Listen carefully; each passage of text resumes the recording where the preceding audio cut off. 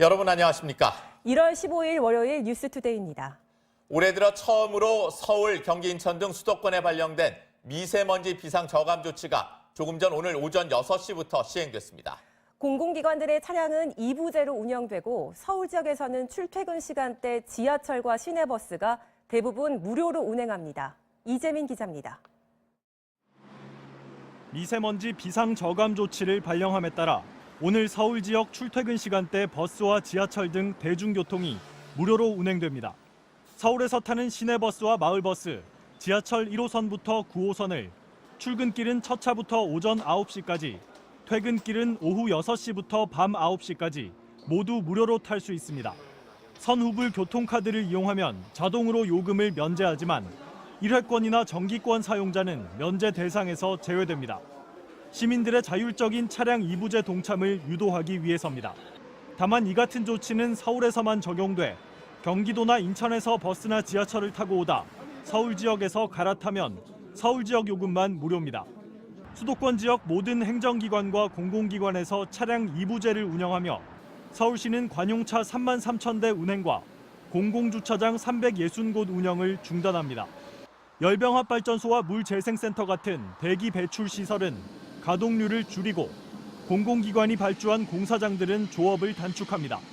환경부와 서울시는 자정부터 오후 4시까지 초미세먼지 평균 농도가 세제곱미터당 50마이크로그램을 넘고 다음 날 미세먼지 예보가 나쁨인 경우 비상 저감 조치를 발령할 수 있는데 서울시가 이런 조치를 내린 건 지난해 7월 제도가 시작된 뒤 이번이 처음입니다.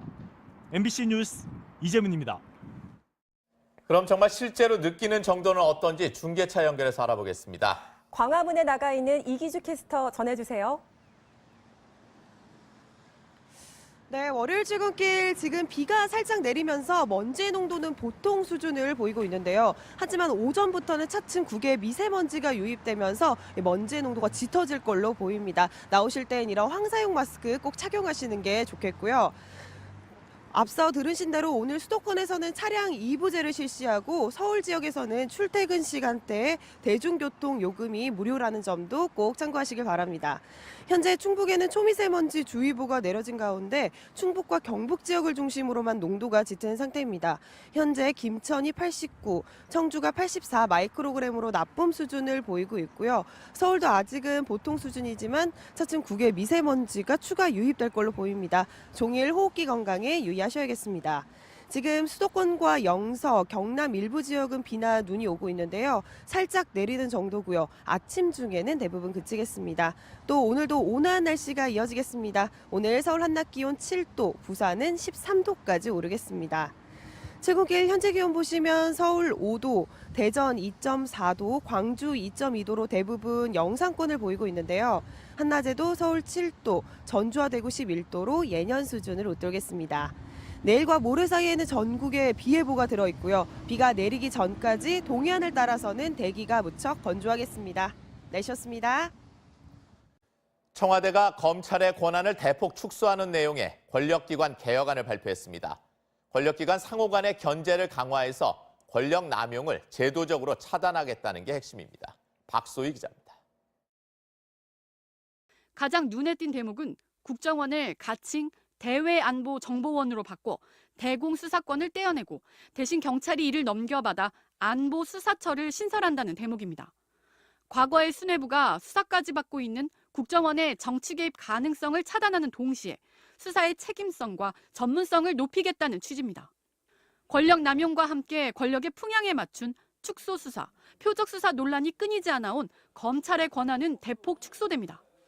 독립기구로 신설될 고위공직자 비리수사처에 고위공직자 수사 권한을 넘기고 특수수사를 제외하고는 직접 수사에서 손을 떼도록 해서 1차 수사권은 경찰에 이양할 방침입니다. 검찰 권한의 분리분산 및 기관 간의 통제 장치를 도입하여 검찰이 검찰 본연의 업무를 수행하도록 하는 것입니다. 국정원과 검찰의 기능을 일부 넘겨받는 경찰 조직은 국가 치안과 경비 정보 기능을 맡을 일반 경찰, 그리고 1차 수사를 진행할 수사경찰과 대공수사의 안보수사처로 세분화되며 자치경찰 제도가 전국 시도 단위로 확대됩니다. 개편안에 대해 여당과 정의당은 진정성 있는 개혁안이다. 국민의당도 기본 방향은 옳다고 평가한 반면 자유한국당과 바른정당은 권력기관을 장악하려는 계약이라고 비판해 의견이 엇갈렸습니다. MBC 뉴스 박수입니다. 어젯밤 강원도 양양에서 발생한 주택 화재가 산불로 번졌습니다. 소방 인력 등 700여 명이 투입돼 밤새 진화 작업을 벌이고 있습니다. 박은지 기자입니다. 산등성이를 따라 시뻘건 불길이 일렁거립니다. 주변은 매캐한 연기로 가득 찼습니다. 어젯밤 8시쯤 강원도 양양군 양양읍 화일리에 주택집에서 불이 났습니다. 순식간에 집 한 채를 삼킨 불길은 초속 4m의 바람을 타고 주변 산으로 번졌고 인근에 있는 영혈사 300m 지점까지 근접해 신도 등 30명이 긴급 대피했습니다. 소방차들 많이 올라와가지고 주지심하고 소방차들 대원들만 계시고 다른 분들은 다 대피하시고. 양양을 비롯한 강원 동해안에는 매우 건조한 날씨가 이어져 지난 10일부터 건조경보가 내려진 상태입니다. 산림이 워낙 바짝 말라있던 데다 현장에 바람마저 간간히 불면서 불길을 잡는 것이 쉽지 않은 상황입니다. 현장에는 30여 대의 장비와 700여 명의 인력이 밤새 저지선을 구축하고 진화 작업을 벌였고 8시간 만인 새벽 4시쯤에는 큰 불을 잡았습니다. 소방대원들이 지금 현재 방화선 구축하고 살수를 하고 있고요. 날이 밝으면 헬기 2대를 투입해가지고 잔불 중을 오전 중으로 완료할 그런 계획이 되겠습니다. 관계 당국은 날이 밝는 대로 산불을 완전히 끄고 뒷불을 감시하는 한편 정확한 화재 원인과 피해 규모 조사에 착수할 방침입니다. MBC 뉴스 박은지입니다. 어젯밤 경부고속도로에서 가드레일을 들이받은 40대 여성 운전자가 뒤따르던 차량에 치여 숨졌습니다. 서울의 한 상가에서는 화재가 발생해 1명이 숨지고 3명이 다쳤습니다. 간밤 사건 사고 소식 정동훈 기자가 전합니다. 어젯밤 11시 반쯤 경부고속도로 옥천 휴게소 부근 흰색 승용차 앞 범퍼가 형체를 알아볼 수 없을 정도로 찌그러졌습니다. 휴게소를 빠져나오던 승용차가 가드레일을 들이받은 겁니다. 사고 직후 40대 여성 운전자는 차 밖으로 무사히 빠져나왔지만 그만 뒤에서 달려온 차량 석대에 치여 숨졌습니다. 경찰은 뒤따르던 차량들이 도로에 서 있던 운전자를 미처 발견하지 못하고 사고를 낸 것으로 보고 정확한 경위를 조사하고 있습니다. 오늘 새벽 2시쯤 서울 도림동에서는 5층짜리 상가주택에서 불이 났습니다. 이 불로 1명이 숨지고 3명이 연기를 들이마셔 병원으로 옮겨졌습니다. 경찰과 소방당국은 목격자 등을 상대로 정확한 화재 원인을 조사하고 있습니다. 시커멓게 타버린 차량이 터널 안에 멈춰 서 있습니다. 어제 저녁 7시쯤 인천 북항터널 안을 달리던 SUV 차량 엔진룸에서 불이 났습니다. 이 불로 다친 사람은 없었지만 터널 통행이 40여 분간 차단되면서 퇴근길 운전자들이 큰 불편을 겪었습니다. MBC 뉴스 정동훈입니다. 문재인 대통령이 오는 6월 지방선거에서 개헌을 위한 국민투표를 동시에 실시하자는 입장을 재확인한 가운데 국회 헌법개정 정치개혁특위가 오늘 첫 회의를 시작합니다.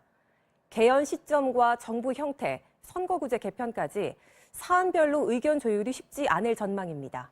김재영 기자입니다. 국회 헌법개정 정치개혁특위가 오늘 오전 첫 회의를 열고 본격적인 활동에 들어갑니다.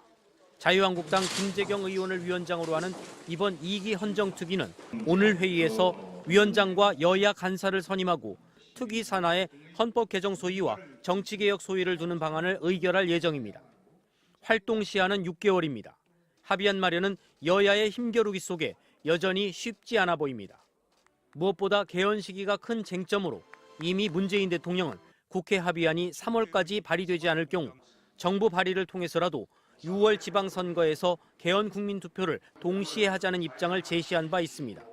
반면 자유한국당은 대통령이 개헌 시기를 제시한 것은 국회를 무시한 것이라며 개헌을 지방선거와 연계할 경우 곁다리 투표가 될 수 있다는 이유로 반발하고 있습니다. 정부 형태도 쟁점입니다. 민주당은 책임 정치를 강화하기 위해 대통령 4년 중임제를 선호하는 반면 한국당은 제왕적 대통령제를 8년으로 연장하는 것이라며 반발하고 있습니다. 여기에 기본권과 지방분권을 먼저 개헌하자는 이른바 2단계 개헌론에 대해서도 한국당은 물론 정세균 국회의장도 정부 형태를 바꾸지 않는 개헌은 무의미하다는 입장을 낸 바 있어 합의안 타결까지 상당한 진통이 불가피해 보입니다. 아울러 선거구제 개편은 선거구별로 한 명만을 당선시키는 현행 소선거구제를 정당 득표율과 실제 의석수를 일치시켜 비례성을 강화하는 이른바 연동형 비례대표제나 선거구별로 2명 이상을 당선시키는 중대 선거구제가 검토되고 있지만 이는 정부 형태와 함께 논의될 성격이어서 결론이 주목됩니다. MBC 뉴스 김지영입니다. 검찰이 이명박 정부 당시 국정원의 특수활동비 수억 원을 사용한 혐의로 김백준 전 청와대 총무기획관과 김진모 전 청와대 민정비서관에 대해 구속영장을 청구했습니다. 김 전 기획관은 특가법상 뇌물과 국고 손실 혐의를, 김 전 비서관은 특가법상 뇌물과 업무상 횡령 혐의를 받고 있습니다. 검찰이 이명박 전 대통령 관련 국정원 특수활동비 사건을 수사하면서 구속영장을 청구한 건 이번이 처음입니다.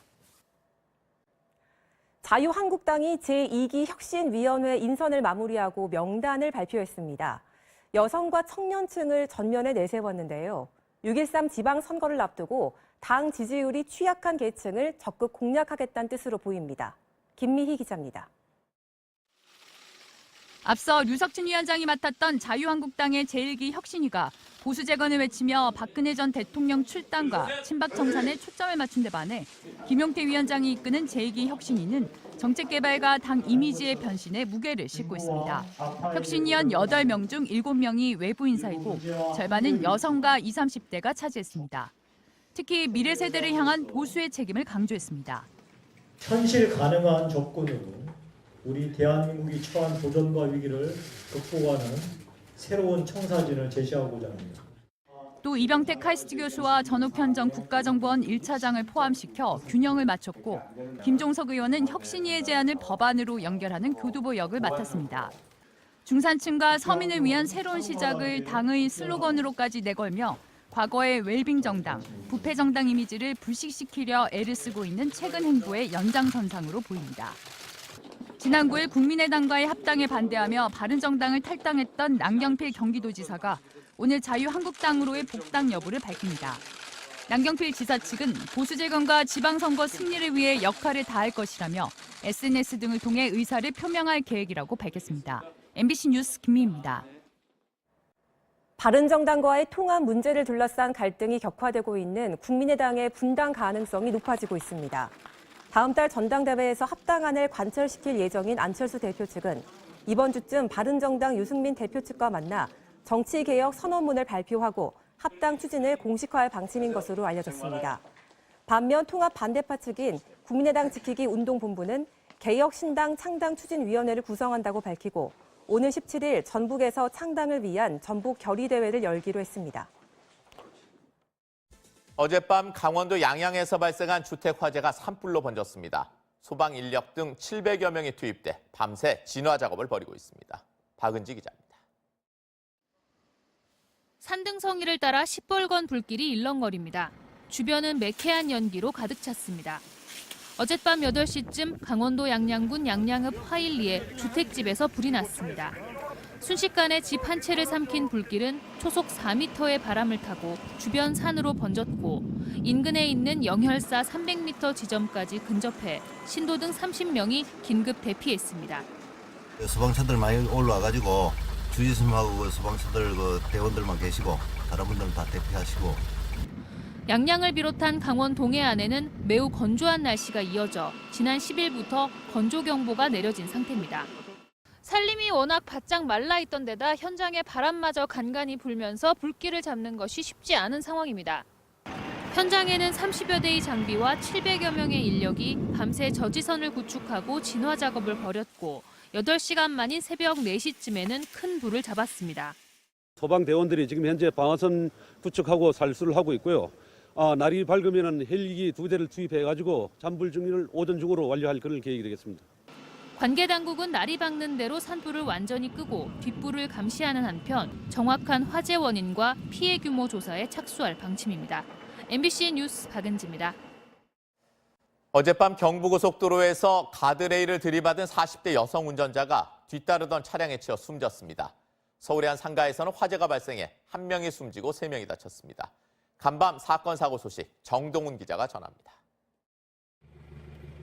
어젯밤 11시 반쯤 경부고속도로 옥천 휴게소 부근 흰색 승용차 앞 범퍼가 형체를 알아볼 수 없을 정도로 찌그러졌습니다.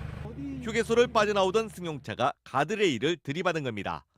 사고 직후 40대 여성 운전자는 차 밖으로 무사히 빠져나왔지만 그만 뒤에서 달려온 차량 석대에 치여 숨졌습니다. 경찰은 뒤따르던 차량들이 도로에 서 있던 운전자를 미처 발견하지 못하고 사고를 낸 것으로 보고 정확한 경위를 조사하고 있습니다. 오늘 새벽 2시쯤 서울 도림동에서는 5층짜리 상가주택에서 불이 났습니다.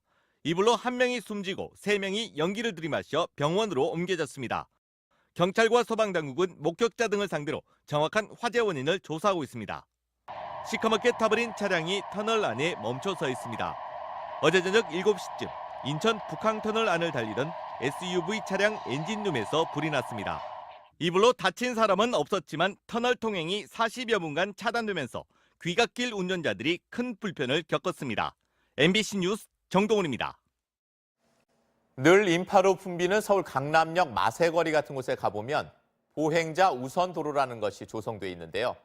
보행자의 안전을 우선하자는 취지와는 다르게 운영되는 곳이 많다고 합니다. 어찌된 일인지 윤정혜 기자가 다녀왔습니다. 아스팔트 대신 색색깔의 보도블럭이 깔린 도로를 사람들이 자유롭게 걷습니다. 운전자는 시속 30km 이하로 서행해야 하는 길, 보행자 우선도로입니다. 지난 2013년부터 서울 시내 이면도로에 만들어지기 시작해 지금까지 61곳에 설치됐습니다. 그중 한 곳을 둘러봤습니다. 예산 2억 1천만 원을 들였는데 중앙차선의 인도까지 일반 찻길과 똑같이 만들었습니다. 오히려 걷기가 더 불편해졌습니다. 인도를 만들어놓은 데가 불편하니까 차도로야 그만 사람들이 내려온다고. 인도 차도 만들어놓으니까 더 달려요. 길 가장자리에만 보도블럭을 설치한 이곳은 보행자 우선도로로 지정된 뒤 거꾸로 차량 속도가 36%나 빨라졌습니다. 보행자를 길가로 밀어내 운전하기 더 편해진 차량 우선도로가 된 겁니다. 인도 위엔 주차 공간까지 그대로 남았습니다. 주차 구역을 넣지 않는 것이 제일 바람직합니다. 왜냐하면 차가 서 있게 되면 보행자의 흐름이 가리게 되고 또 각 주택이나 집에서 건물에서 나오는 사람들의 어떤 모습이 이 자동차 입장에서도 시야에 가리기 때문에 재작년 교통사고의 절반 이상이 폭 9m 미만의 이면도로에서 발생했고 역시 사망사고의 절반 이상도 이곳에서 발생했습니다. 행정안전부는 보행자 우선도로의 활성화를 위해 보행자의 통행 우선권을 보장하는 관련 법 개정을 준비 중입니다. MBC 뉴스 윤정혜입니다. 남북이 오늘 오전 10시부터 평창올림픽에 오는 북한 예술단 규모와 공연 일정 등을 논의합니다. 북한 최고 인기 그룹 모랑봉 악단이 내려올지 관심인데 공연이 성사되려면 북한 체제를 선전하는 내용부터 빼야 할 것으로 보입니다. 엄지인 기자입니다. 오늘 실무 접촉은 북한의 요청에 따라 판문점 북측 지역인 통일각에서 진행됩니다. 우리 쪽에선 이우성 문체부 문화예술정책실장과 이원철 코리안 심포니 오케스트라 대표 등이 참석하고 북한은 권혁봉 문화성 예술공연국장을 단장으로 모란봉악단 단장인 현송월이 포함됐습니다. 남북은 이번 실무 접촉에서 북한 예술단의 방문 규모와 공연 일정을 협의할 예정인데 특히 현송월이 단장으로 있는 모란봉악단이 내려올지에 관심이 쏠리고 있습니다. 다만 모란봉악단의 공연이 김정은 위원장의 업적을 띄우는데 주력한다는 점 때문에 공연에 정치색을 뺄 수 있느냐가 관건인데 2015년 베이징에선 중국 측 요구를 거부해 공연이 취소된 것으로 알려졌습니다. 정치적인 논란을 피하는 쪽으로 논의가 집중되면서 남북 모두가 결국은 성사되는 쪽으로 방향을 잡을 가능성이 높다고 봅니다. 모란봉악단이 유엔 제재 대상인 노동당 선전선동부 소속이라는 점도 공연 지원을 두고 논란이 될 수 있습니다. 때문에 북한이 평창올림픽만을 위한 별도의 예술단을 꾸릴 수 있다는 전망도 나오고 있습니다. MBC 뉴스 엄지인입니다. 정부는 북극해를 거쳐 유럽과 아시아를 잇는 최단 백길인 북극항로 개척에 적극 나서고 있습니다. 북극항로를 본격적으로 개척할 수 있게 기존의 아라온호보다 규모가 큰 대형 쇠빙 연구소 건조를 추진 중인데 2년째 어려움을 겪고 있습니다. 그 이유가 무엇인지 전동혁 기자가 취재했습니다. 국내 첫 쇠빙 연구선 아라온호가 북극해를 누빕니다. 북극해가 빠르게 녹기 시작하면서 아라운호는 북극 항로 탐사라는 중요한 임무를 맡고 있습니다. 북극 항로는 기존 남쪽 항로를 3분의 1가량 단축해 무역 판도를 바꿀 수도 있다는 전망이 나옵니다. 그러나 아라운호의 북극 탐사는 한계에 부딪혔습니다. 7,500톤급인 아라운호의 최고로는 1m 이상 두꺼운 얼음 해역은 다닐 수가 없기 때문입니다. 기본적으로 추진력에 의해서 깨기도 하지만은 어느 순간에는 하중에서 깨지기 때문에요. 규모가 쇄빙 능력을 좌우한다고 볼 수 있죠. 게다가 아라운호는 북극뿐 아니라 남극기지도 다녀와야 해 북극해 탐사에 큰 제약을 받습니다.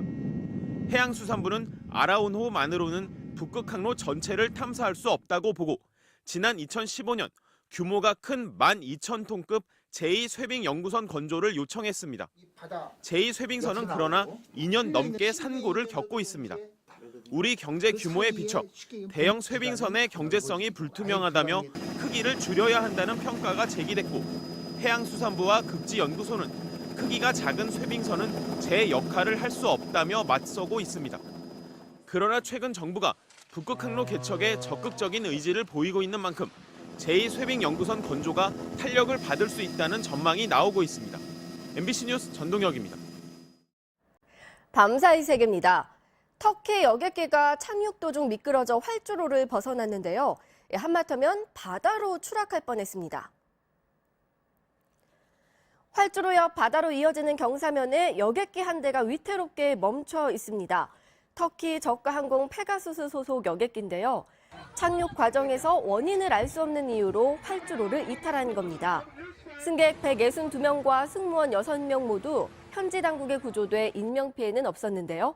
사고 수습 때문에 다음 날 아침까지 공항이 폐쇄되는 바람에 일부 여객기 운항이 취소됐습니다. 건물 외벽에 거지 소굴을 의미하는 영어 단어가 선명하죠. 미국 워싱턴 DC에 있는 트럼프 호텔입니다. 최근 트럼프 대통령이 IT와 아프리카 일부 국가를 거지 소굴이라고 표현한 이후 파문이 일고 있는데요. 한 비디오 저널리스트가 트럼프 호텔에 프로젝터를 띄워 여기가 거지 소굴이라며 항의했습니다. 프랑스 유제품 업체인 락탈리가 83개국에서 분유 1,200만 상자를 리콜하기로 했습니다. 지난해 12월 이 회사에서 생산된 분유 7,000톤이 건조 과정에서 살모넬라균에 오염된 것으로 드러났기 때문인데요. 살모넬라균에 감염될 경우 설사와 구토, 탈수 등 식중독 증상이 나타납니다. 프랑스 보건당국은 이 회사 분유를 먹인 아기 35명이 살모넬라균에 감염됐으며 스페인과 그리스에서도 피해가 확인됐다고 밝혔습니다. 태국의 유명 관광지인 피피섬 인근에서 관광객을 태운 쾌속정이 폭발했습니다. 연료가 누출돼 엔진을 점검하던 도중 배에서 폭발이 일어난 뒤 불길이 치솟은 건데요. 중국인 관광객 등 16명이 다쳐 인근 끄라비와 푸켓에 있는 병원으로 이송됐습니다. 밤사이 세계였습니다.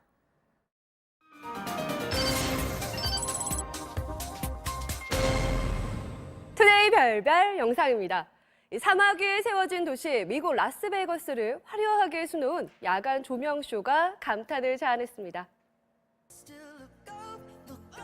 웅장한 호텔 위로 일사불란하게 움직이는 불빛들. 마치 밤하늘에 빛나는 별자리 같기도 한데요. 이 불빛들은 LED 조명을 장착한 드론입니다. 미국의 한 IT 업체가 라스베이거스에서 개막한 세계 최대 가전제품 전시회를 위해 250대 드론을 공중에 띄운 건데요. 세계 최고의 분수쇼로 꼽히는 벨라지오 호텔의 음악 분수와 어우러진 드론의 군무. 불꽃놀이만큼 화려한 야간 공연으로 사람들의 마음을 사로잡았겠네요. 갑자기 카메라에 끼어든 불청객 때문에 웃지 못할 방송사고가 난 현장이 화제입니다. 미국의 한 방송사 스튜디오인데요.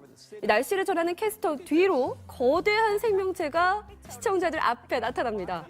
샌프란시스코 전경을 비추던 무인 카메라 앞에 웬 호기심 많은 까마귀가 내려앉은 건데요. 진지하던 진행자들도 웃지 않고는 못 베길 것 같네요.